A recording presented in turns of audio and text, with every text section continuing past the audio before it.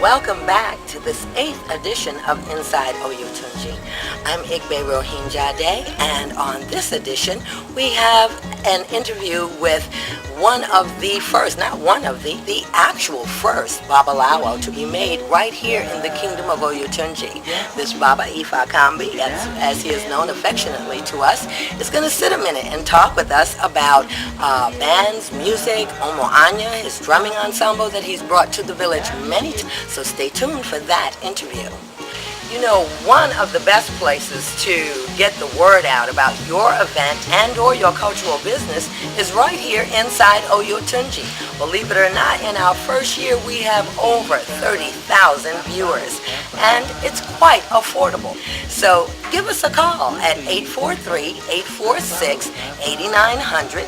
Tell them you saw Igberohinde asking about commercial sponsorships, and we'd love to hear from you.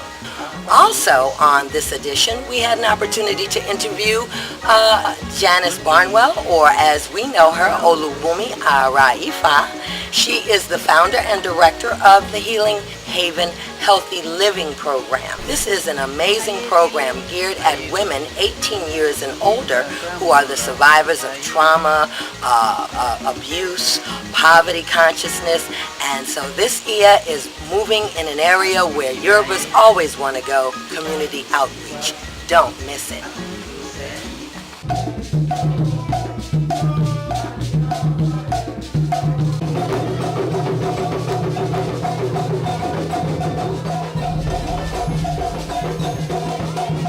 As we began the Bembe to Onile. Onile, an Orisha not heard about as much as others, is the Orisha here in the kingdom of Oyotunji, of our land, of this village. And so homage is paid to the land. For the landowners, the Alboni Society, which is our governing body here. And as you look in the footage, you'll see amazing performances and dancing and singing by all of the cults of every temple here in the kingdom.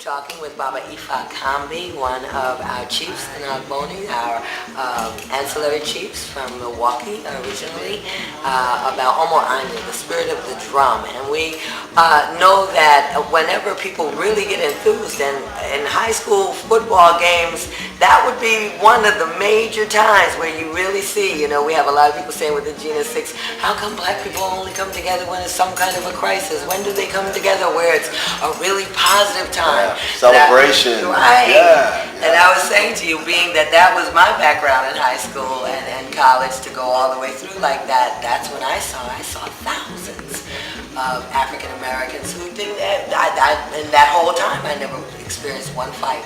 That music, the drum beat, the spirit of the drum, that keeps us alive. But we were saying that if you really look at the dancers and competitions, how this began, having its origin in our culture, that drummers and dancers, if you go back home, and of course you said you accompanied the That's what we do in our full performance.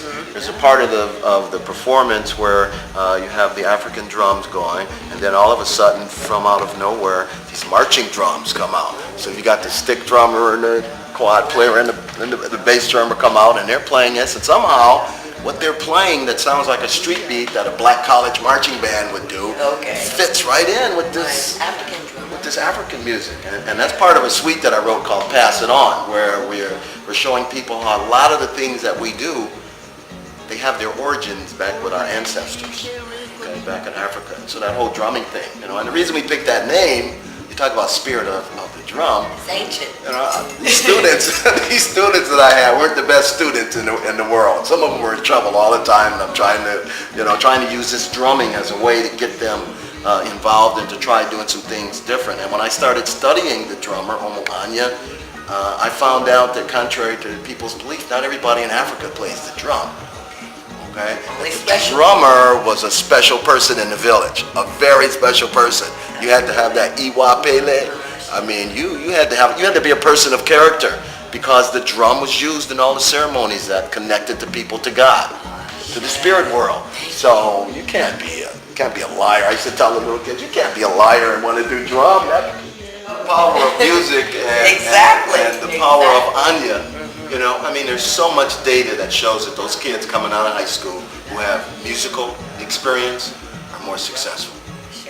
It's just the data is overwhelming. Her Olubumi Araifa. She is the founder and director of the Healing Haven Healthy Living Program.